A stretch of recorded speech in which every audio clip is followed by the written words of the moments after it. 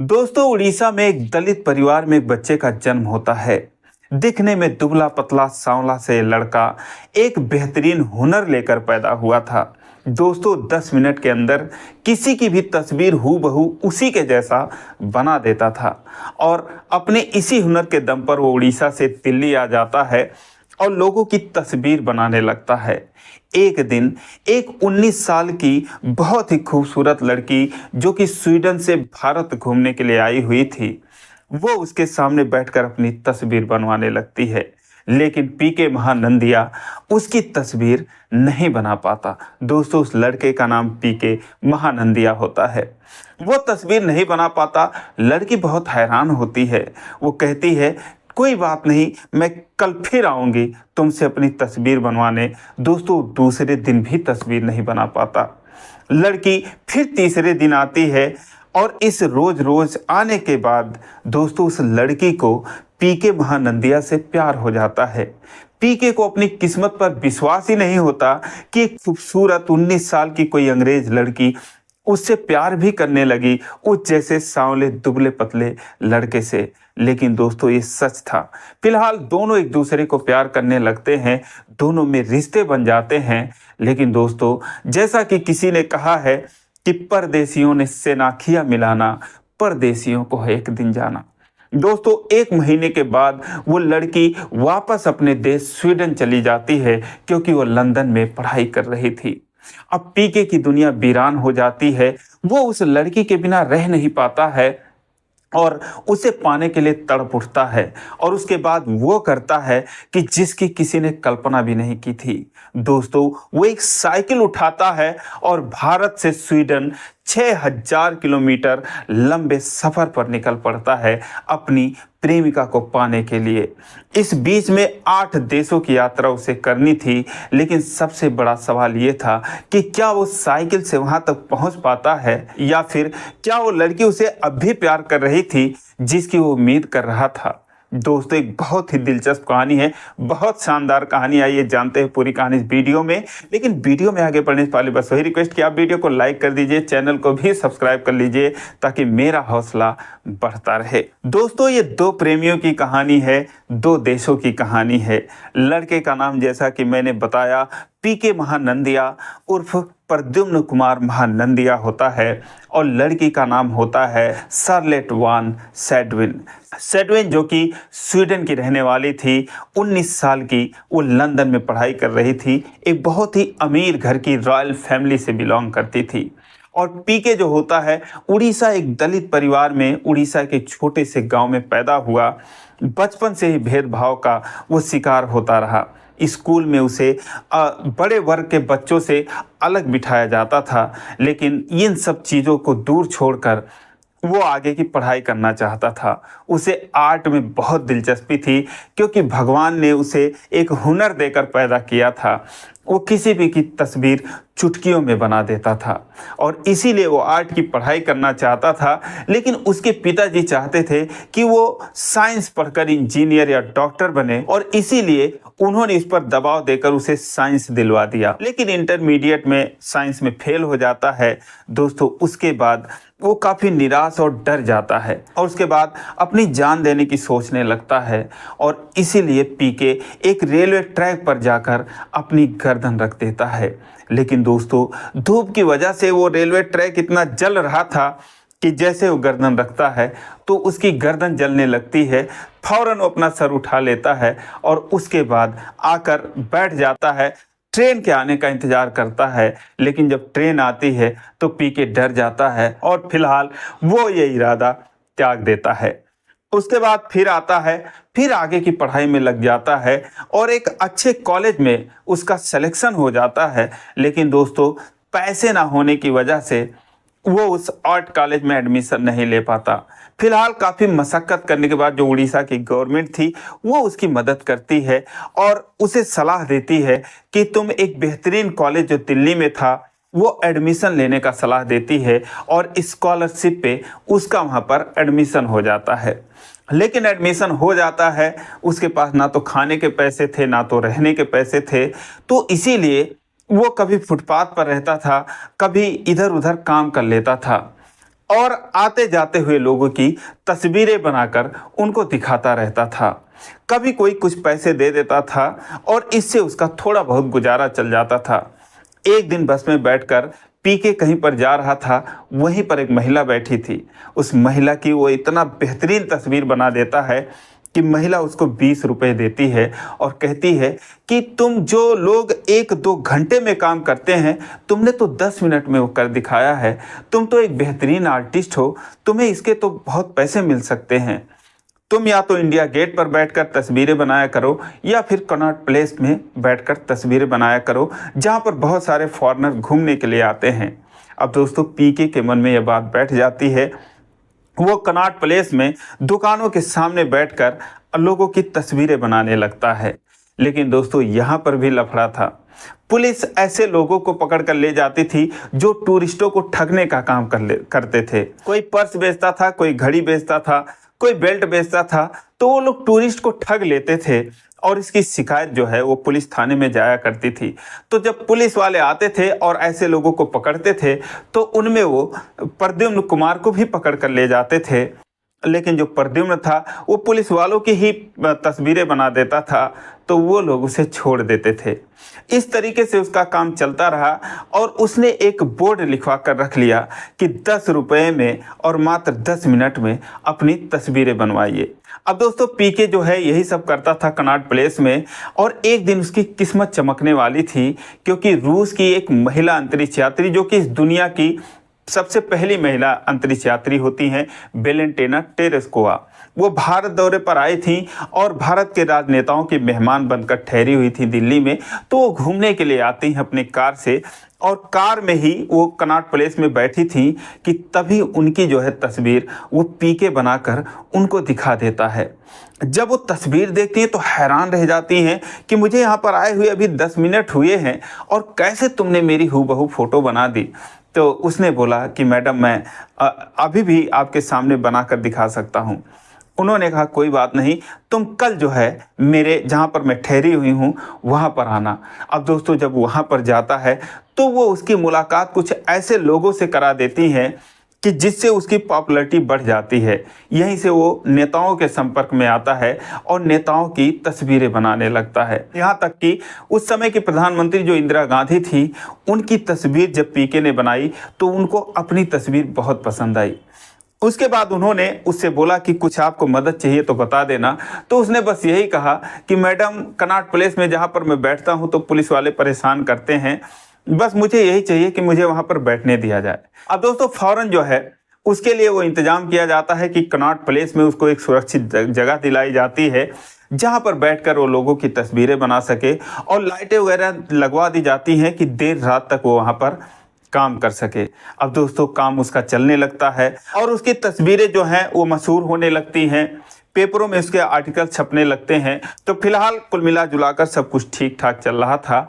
लेकिन दोस्तों 17 जनवरी 1975 का एक दिन था जब वो कनॉट प्लेस पर बैठकर रोज की तरह तस्वीर बनवा रहा था, और वहीं पर स्वीडन की एक लड़की जिसका नाम होता है सेलेट वान सेडविन, जो कि अपने दोस्तों के साथ भारत घूमने के लिए आई हुई थी, उसकी नज़र उस बोर्ड पर पड़ती है जिस पर लिखा था 10 minute in 10 rupees you got your portrait photo.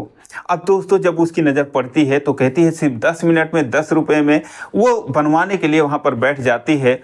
अपने दोस्तों से कहती है कि तुम लोग घूमो, मैं यही 10 मिनट बाद मिलती हूँ।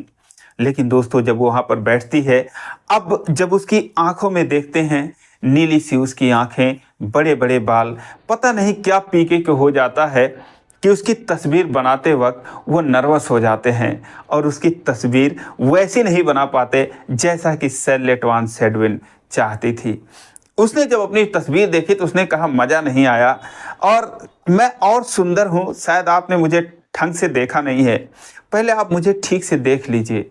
अब दोस्तों वो उसे निहारने लगते हैं तो सेलेट उन्हें आंखों आंखों में इशारा कर देती है, तो पीके जो है वो शर्मा जाता है, और यही शर्माहट और यही मुस्कुराहट जो है वो सेलेट का दिल जीत लेती है। दोस्तों वो कहती हैं कोई बात नहीं, ये लो तुम रखो 20 रुपये, मैं कल फिर आऊँगी तुमसे तस्वीर बनवाने। दोस्तों अगले दिन फिर वो आती हैं अपने दोस्तों के साथ। तो एक दो जो दोस्त होते हैं पहले वो अपनी तस्वीरें बनवाते हैं जो कि हूबहू पीके उनकी तस्वीरें बना देता है। उसके बाद वो लोग घूमने चले जाते हैं और सरलेट वहीं पर बैठ जाती है और उसके बाद कहती है कि तुम मुझे ध्यान से देख लो पहले, उसके बाद मेरी तस्वीर पर काम करो। अब दोस्तों वो देखने लगता है, फिर सरलेट कहती हैं कि ऐसे क्या देख रहे हो मुझे। अब दोस्तों वो शर्मा जाता है, तो ये चीज़ सरलेट को बहुत अच्छी लगती है। अब दोस्तों उसको शर्माने के लिए, उसको मुस्कुराने के लिए जो सरलेट थी वो बार बार मजाक करके पीके को डिस्टर्ब कर दिया करती थी, और क्योंकि ये चीज़ उन्हें अच्छी लगती थी, लेकिन दोस्तों कोई नहीं जानता था कि सरलेट को उस सीधे साधे लड़के से प्यार हो चुका था। दोस्तों फिर वो कहती हैं कोई बात नहीं, मैं कल फिर आ जाऊंगी, आप मेरी तस्वीर नहीं बना पा रहे हैं। अब दोस्तों फिर जब तीसरे दिन आती हैं तो जो उनके दोस्त होते हैं वो कहते हैं कि तुम क्या एक ही जगह बार बार लगा रखी हो, हम 1 महीने के लिए आए हैं, हमें पूरा इंडिया घूमना है और तुम बस तस्वीरें ही बनवाती रहो। वो कहती हैं जब तक मैं बनवा नहीं लूँगी तब तक मैं कहीं नहीं घूमूंगी, कोई बात नहीं, तुम लोग को जहाँ घूमना है वहाँ घूमो, मैं यहीं पर रहूँगी। लेकिन पीके जो है वो उसी रात को, दूसरे दिन ही रात को एक बेहतरीन तस्वीर जो सरलेट वान सेडविन का था वो बना के रख लेता है और सोचता है कि काश वो लड़की फिर आ जाती तो मैं उसको ये तस्वीर दे देता। और यही सोच के वो दिन भर वो रास्ता देखता रहा कि तभी उसे अचानक से सेडविन आती हुई दिखाई देती है लोगों के भीड़ में से। जैसे वो देखता है खुश हो जाता है। उसके बाद जैसे ही सरलेट आती है उसको वो तस्वीर दिखाते हुए कहता है कि ये लीजिए जी आपकी तस्वीर। अब दोस्तों जैसे सरलेट देखती है एकदम परफेक्ट तरीके से वो तस्वीर बनाई गई थी, वो खुश हो जाती है और सबके सामने ही पीके को अपने सीने से लगा लेती है और उसके बाद कहती है कि आपने ये कब बनाया। तो पीके कहता है मैंने रात को बनाया। सरलेट कहती है रात को तो मैं थी नहीं, आपने कहाँ देखा मुझे। तो पीके शर्माते हुए कहता है कि बस ये समझ लीजिए कि आप मेरे आंखों में बसी हुई थी। उसके बाद दोस्तों मुस्कुरा देती हैं, कहती हैं चलो इसी खुशी पर मैं तुम्हें चाय पिलाती हूँ। और उसके बाद दोनों एक कैफ़े में जाते हैं जहाँ पर एक कोने में अंधेरे में बैठ जाते हैं। वहाँ पर अब दोस्तों जो सरलेट थी उसे तो पीके से प्यार हो चुका था, लेकिन पीके को ये बात पता नहीं थी। जैसे ही कोने में वो लोग बैठते हैं तो सरलेट पूछती है उसके परिवार के बारे में, तो पीके सब कुछ बता देता है। फिर वो कहती हैं कि तुम्हारी शादी हुई है। पीके कहता है कि नहीं, मेरे जो बाकी के भाई बहन हैं उन सब की शादी हो चुकी है, लेकिन मेरी नहीं हुई है। दोस्तों उस समय जो पीके की उम्र थी वो 26 साल की थी। तो वो कहती हैं कि तुम्हारी शादी क्यों नहीं हुई, तुम्हारे भाई बहनों की हो गई।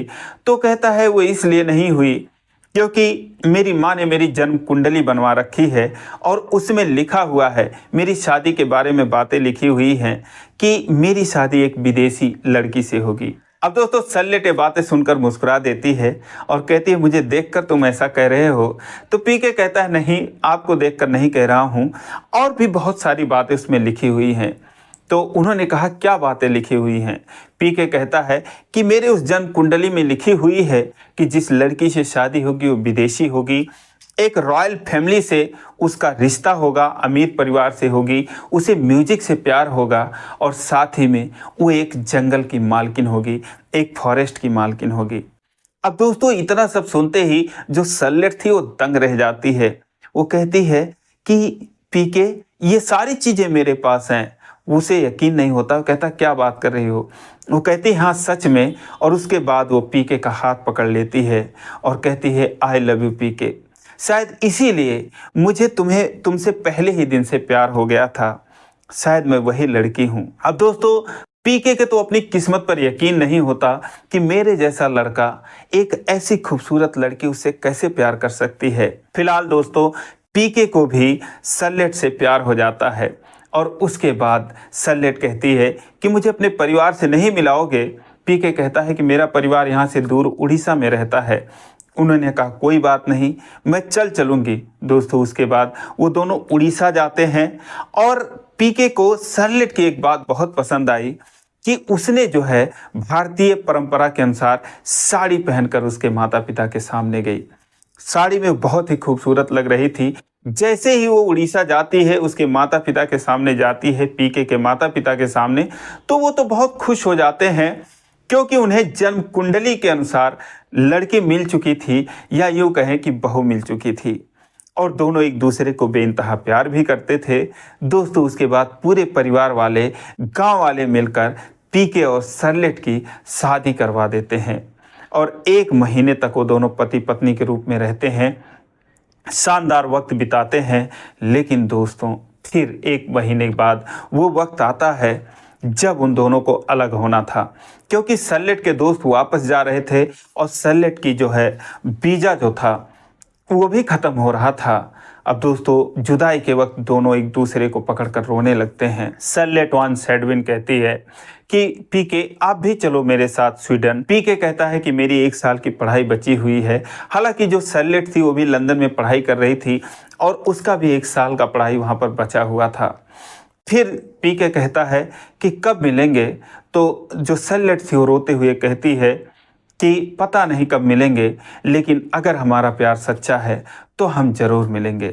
दोस्तों उसके बाद जो सरलेट थी वो स्वीडन चली जाती है, क्योंकि वो स्वीडन से बस के रास्ते आई हुई थी जिसमें 22 दिन लगे थे। एक हैप्पी ट्रेल करके एक रोड है जो कि इंडिया से लंदन तक जाता है और बीच में स्वीडन पड़ता है, जो कि दिल्ली से 6000 किलोमीटर दूरी पर है स्वीडन। तो उसी रास्ते से फिर वो अपने दोस्तों के साथ स्वीडन चली जाती है। लेकिन दोस्तों स्वीडन जाने के बाद वो लंदन चली जाती है और इधर जो पीके था वो वही अपने कॉलेज में पढ़ाई करता है, उसी कनॉट प्लेस पर बैठकर लोगों की तस्वीरें बनाता था। लेकिन अब दोनों का मन एक दूसरे के बिना नहीं लग रहा था। अब उस समय मोबाइल वगैरह था नहीं कि फ़ोन करके पूछ लेते कि मेरा सोना कैसा है, मेरा बाबू कैसा है, जैसा कि आज सारे लोग करते हैं।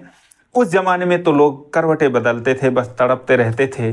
और यही हाल सरलेट वान सेडविन का और प्रद्युम्न कुमार महानंदिया का होता है। लेकिन दोस्तों चिट्ठियों का ज़माना था, दोनों एक दूसरे को चिट्ठी लिखते थे, अपने दिल का हाल बयां करते थे। और जब उसकी पढ़ाई पूरी हो गई लंदन में, तो सरलेट ने पीके को पत्र लिखा कि मैं तुम्हारे बिना रह नहीं सकती, मेरा जरा भी दिल नहीं लग रहा है, तुम कैसे भी करके और यहाँ पर आ जाओ, मैं तुम्हारे लिए प्लेन का टिकट भेजती हूँ। लेकिन जो महानंदिया था वो जो है मना कर देते हैं और कहते हैं कि नहीं, मैं इंतज़ाम करके आ जाऊंगा, क्योंकि दोस्तों वो अपनी पत्नी के सामने मान सम्मान के साथ जाना चाहते थे। लेकिन उन्हें ये भी पता था कि वो 10 रुपये में तस्वीरें बनाकर कभी भी प्लेन का टिकट नहीं खरीद सकते।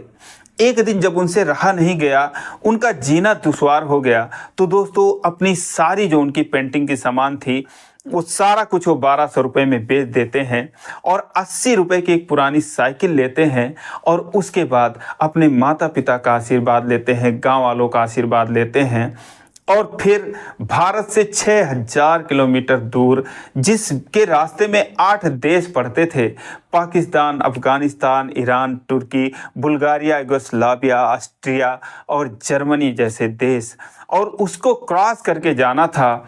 दोस्तों वो उस सफ़र पर सरलेट को पाने के लिए निकल पड़ते हैं। उनके पास सामान में सिर्फ एक स्लीपिंग बैग था और उसके अलावा कुछ पेंटिंग का सामान था और सिर्फ जेब में 1000 रुपये बचे थे, और इसी के सहारे वो निकल पड़ते हैं कई महीनों के रास्ते पर। लेकिन एक ही 2 देश क्रॉस करते करते उनके 1000 रुपये ख़त्म हो जाते हैं, क्योंकि एक दिन में वो 70 किलोमीटर की साइकिल चलाते थे और उसके बाद जहाँ जगह मिलती थी वहीं कुछ खा पी कर सो जाते थे। जब उनके पैसे ख़त्म हो गए, अब ऐसा लगा कि वो जा नहीं पाएंगे, तभी उन्होंने ठान लिया कि या तो मेरी मौत हो जाएगी या फिर मैं सरलेट से मिलकर ही रहूँगा, अब मैं वापस तो लौट ही नहीं सकता।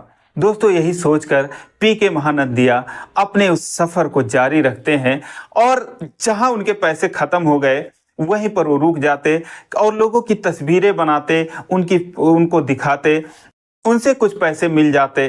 और उसके बाद कहीं शाम हो जाती, रात हो जाती, तो कोई घर दिखता तो उस घर की तस्वीर बना के उस घर के मालिक को दिखा देते और उसके बाद उसकी तस्वीर बना देते। वो इम्प्रेस हो जाता तो उन्हें रात को खाने का खाना दे देता, उसके बाद अपने घर पर ठहरने को दे देता, सुबह कुछ पैसे दे देता और उसके बाद उन्हें आगे का रास्ता बता देता।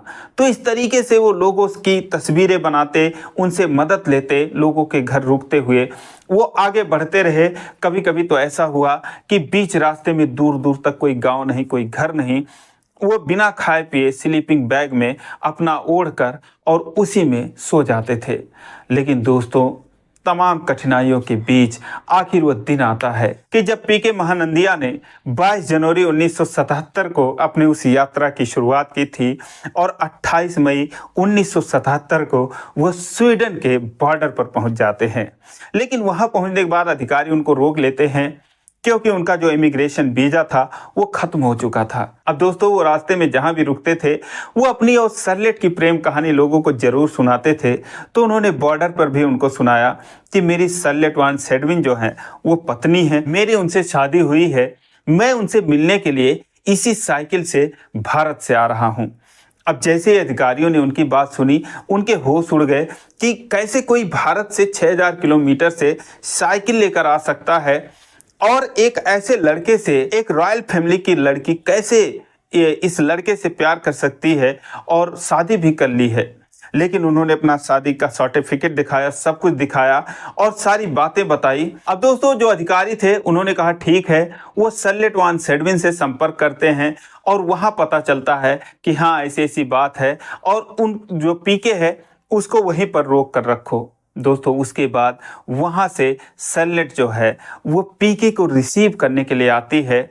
लेकिन दोस्तों, पीके जो है वो धूल धूप और मिट्टी से पहले से ही काला था और काला हो चुका था और उसके बाद वो जो है दुबला पतला हो चुका था।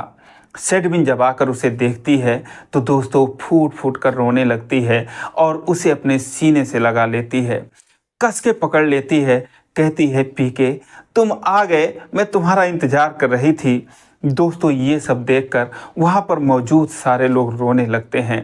उन्हें यकीन नहीं हो रहा था कि एक रॉयल फैमिली से बिलोंग करने वाली एक लड़की एक ऐसे लड़के से प्यार भी कर सकती है।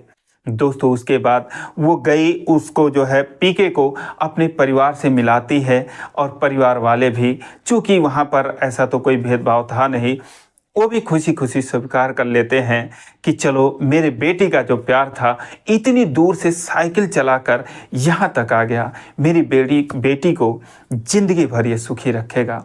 दोस्तों, उसके बाद दोनों जो है आराम से रहने लगे और स्वीडन की जो है पीके को नागरिकता मिल गई। आज दोस्तों उनकी शादी को 45 साल हो चुके हैं। आज भी उनमें वही प्यार, वही जज्बा, वही सब कुछ बरकरार है। आज भी ये दोनों उसी तरीके से क्यूट लगते हैं और आज भी जो है दोनों एक दूसरे के प्रति पूरी तरह से समर्पित हैं। दोस्तों, आज जो पीके महानंदिया हैं वो उन्हें जो है स्वीडन की नागरिकता मिली हुई है और स्वीडिश सरकार में वो कला और संस्कृति विभाग के सलाहकार हैं। इसके अलावा वो बार बार उड़ीसा आते रहते हैं, अपने परिवार से मिलते रहते हैं और गांव वाले जो हैं उन दोनों का स्वागत करते हैं। उनके 2 बच्चे हैं, एक बेटी जो है वो अर्थशास्त्री है, इकोनॉमिस्ट है और जो लड़का है वो हेलीकॉप्टर का पायलट है। दोस्तों, ये फैमिली बहुत अच्छे तरीके से रह रही है। तो दोस्तों, ये रही कहानी। क्या आप भी ऐसे प्यार करना चाहते हैं? कमेंट करके ज़रूर बताइए। और ये कहानी अच्छी लगी हो तो वीडियो को लाइक नहीं किया तो लाइक कर दीजिए, चैनल को सब्सक्राइब कर लीजिए। फिर मिलेंगे अगले वीडियो में, तब तक के लिए जय हिंद।